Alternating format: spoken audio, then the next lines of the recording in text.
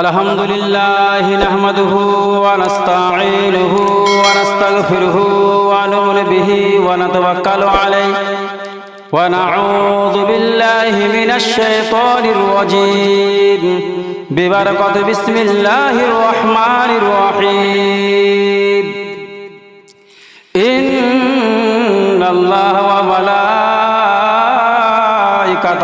يصلون على النبي يا أيها الذين آمنوا صلوا عليه وسلموا تسليما যাবতীয় তারিফ ও প্রশংসা সেই মহান রব্বুল আলামিনের দরবারে নিবেদিত, যিনি ওয়াহদাহু লা শারীক, যিনি কোনো শরীক নয়, তার পরে ধর্মের গুরু আকায়ে নামদার মদিনী তাজদার আহমদ মুস্তাফা মুহাম্মদ মুস্তাফা সাল্লাল্লাহু তাআলা আলাইহি ওয়াসাল্লামের উপর কোটি কোটি শত শত দুরূদ বর্ষিত হোক। সকলে পড়ুন সাল্লাল্লাহু তাআলা আলাইহি ওয়াসাল্লাম। বিরাদান ইসলাম, আমার সামনে উপস্থিত জালসার কমিটির সমস্ত ভলেন্টিয়ার ভাইগণ এবং জালসার সভাপতি প্রেসিডেন্ট সমস্ত ভাই বোনকে আমার আন্তরিক ও শুভেচ্ছা সালাম। আসসালামু আলাইকুম ওয়া রাহমাতুল্লাহি তাআলা বারাকাতুহু। বাবাজি ভাইরা, আপনাদের সম্মুখে আমি কালামে মুকাদ্দাস থেকে যে আয়াতখানা তেলাওয়াত করেছি, ইন্নাল্লাহা ওয়া মালাইকাতাহু ইউসাল্লুনা আলান নবী ইয়া আইয়ুহাল্লাযীনা আমানু সাল্লু আলাইহি ওয়া সাল্লিমু তাসলিমা।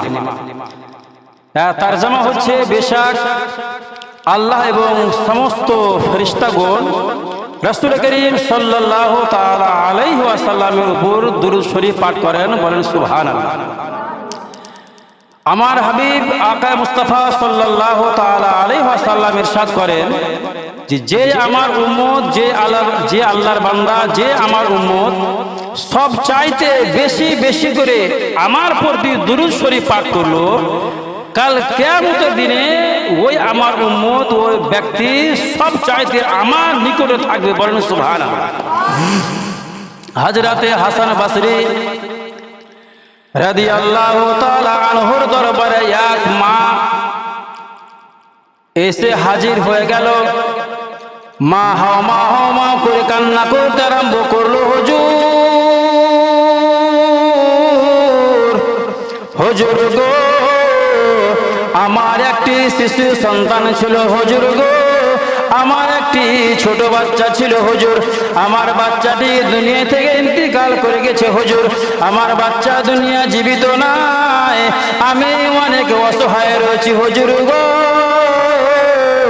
আমি আমার ছেলেকে ছেড়ে থাকতে পারছি না। আমার যখন রাত্রে আমি ঘুমিয়ে যাই, আমার ছেলেকে বলে মনে হয়, হুজুর গো, আমি আর রাত্রে ঘুমিয়ে থাকতে পারছি না, কেননা আমার ওই শিশু সন্তানকে, ওই কচি বাচ্চাকে আমি নিজের স্তনের দুধ পান করিয়েছি। হুজুর গো, আমি আমার বাচ্চার দুঃখ যন্ত্রণা ভুলতে পারছি না। হযরতে হাসান বসরি দরবারে যখন ওই মা এসে হাও মা করে কান্না করতে আরম্ভ করলো, হুজুর গো, আমার বাচ্চাকে আমি দেখতে চাই, আমার সন্তানকে আমি দেখতে চাই। আমার ছেলে, আমার সোনা লাডলা সন্তান, বেটারে তুই কোন জায়গায় রয়েছিস? আমি তোমাকে দেখতে চাই।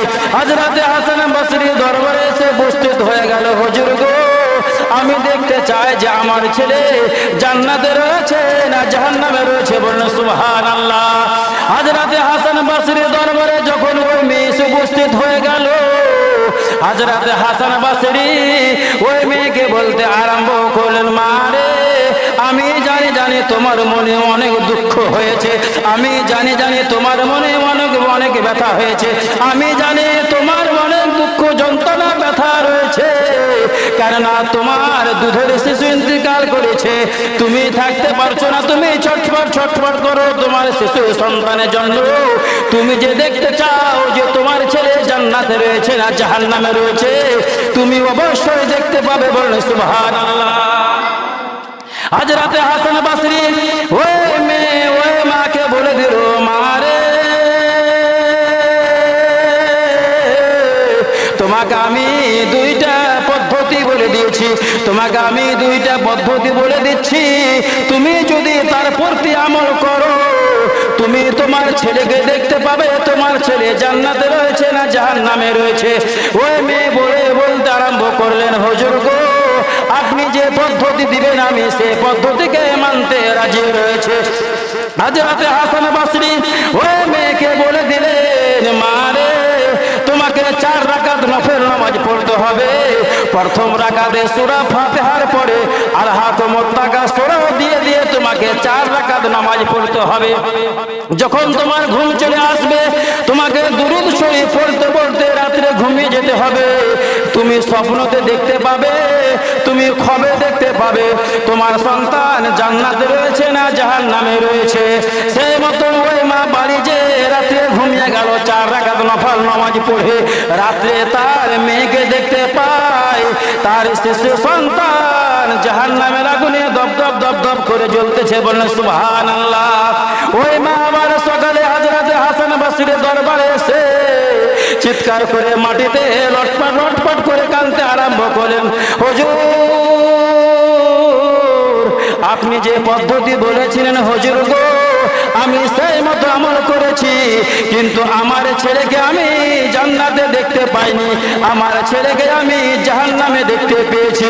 হযরত হাসান বসরি চিন্তায় চিন্তিত হয়ে গেলেন, কেন তুমি দেখতে পাওনি? আমি আজকে রাতে দেখবো তোমার ছেলে জান্নাতে রয়েছে না জাহান্নামে রয়েছে।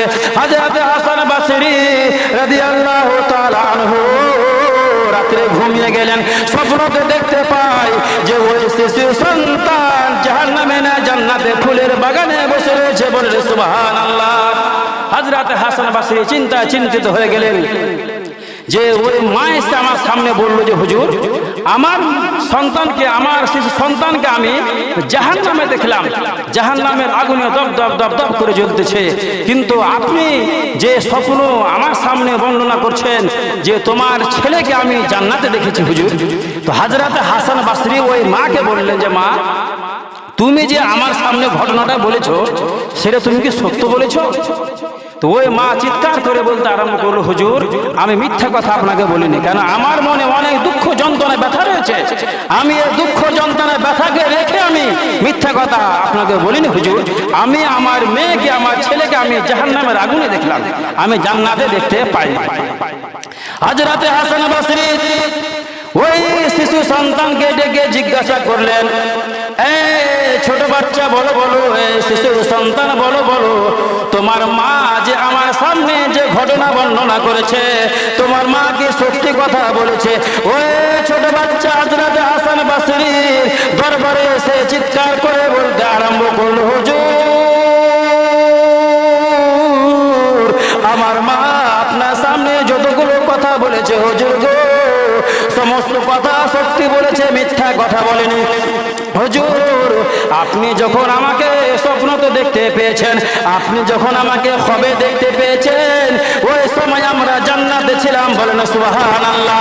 তার কারণ হলো হুজুর, আমাদের এই যে কবরস্থান রয়েছে, এই কবরস্থানে আমরা 500 জন কবরস্থ হয়েছি হুজুর গো, আর একজন আল্লাহর বান্দা নবীর উম্মত ওই কবরস্থানের পাশে দিয়ে দুরূদ শরীফ পড়তে পড়তে যাচ্ছিল।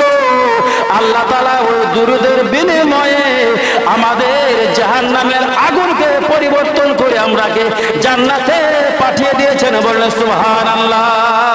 মুহতারাম দোস্ত, একজন ভাই আমাকে জিজ্ঞাসা করলো, হুজুর, যে যারা ইন্তেকাল করে যায়, ইন্তেকাল করে যাওয়ার পরে আপনারা বলছেন যে তারা কবরে জীবিত, তারা কবরে জীবিত, তো আমরা কি করে ভাববো যে তারা কবরে জীবিত? ওই ভাইকে তো আমি ওখানে বললাম না, এই জালসার মাধ্যমে বলছি এবং বলবো যেন আমাদের সমস্ত যারা জালসা শুনছে আর কি আমাদের মুসলিম ভাই বোনরা, তারা যেন এই প্রশ্নগুলোর উত্তর দিতে পারে। আমি এই জালসার মাধ্যমে বলতে চাই যে যখন কোনো মানুষ ইন্তেকাল করে যায়, ইন্তেকাল করার পরে ওই মুর্দা ব্যক্তির কবরে কিন্তু পাওয়ার বেড়ে যায়। দুনিয়ায় পাওয়ার বাড়বে না, কিন্তু কবরে পাওয়ার বেড়ে যায়। তার কারণ হলো যে একজন জীবিত ব্যক্তিকে যদি কবর খুদে কবর মধ্যে ভরে দেওয়া হয় আর উপর থেকে যদি সালাম দেওয়া হয় আসসালামু আলাইকুম আসসালামু আলাইকুম, ওই জীবিত ব্যক্তির ভিতর থেকে ক্ষমতা নাই যে উপরকার আওয়াজ শুনতে পাবে। কিন্তু যখন একজন ব্যক্তি আল্লাহর বান্দা নবীর উম্মত এই দুনিয়া থেকে ইন্তেকাল করে যায়, যখন ওকে কবরস্থ করে দেওয়া হয়, তারপরে কবরকে বন্ধ করে দেওয়া হয়, উপর থেকে যদি আপনি সালাম দিবেন, কোন কবরের পাশে দিয়ে যখন আপনি যাবেন আপনি সালাম দিবেন। আমাদের আহলে সুন্নাত ওয়াল জামাতের আকীদা রয়েছে, আমাদের ঈমান রয়েছে যে যখন কোনো ব্যক্তি ইন্তেকাল করে যায়, ইন্তেকাল করে যাওয়ার পরে তার পাওয়ার কিন্তু বেড়ে যায়। কেননা একজন জীবিত ব্যক্তি কবরের মাঝে থেকে শুনতে পাবে না তার আওয়াজকে, কিন্তু একজন মৃত্যু ব্যক্তি যাকে কবর দিয়ে দেওয়া হয় কবর থেকে তার আওয়াজ শুনতে পায় আর তার সালামের জবাব দেয়। বলেন সুবহানাল্লাহ। আল্লাহ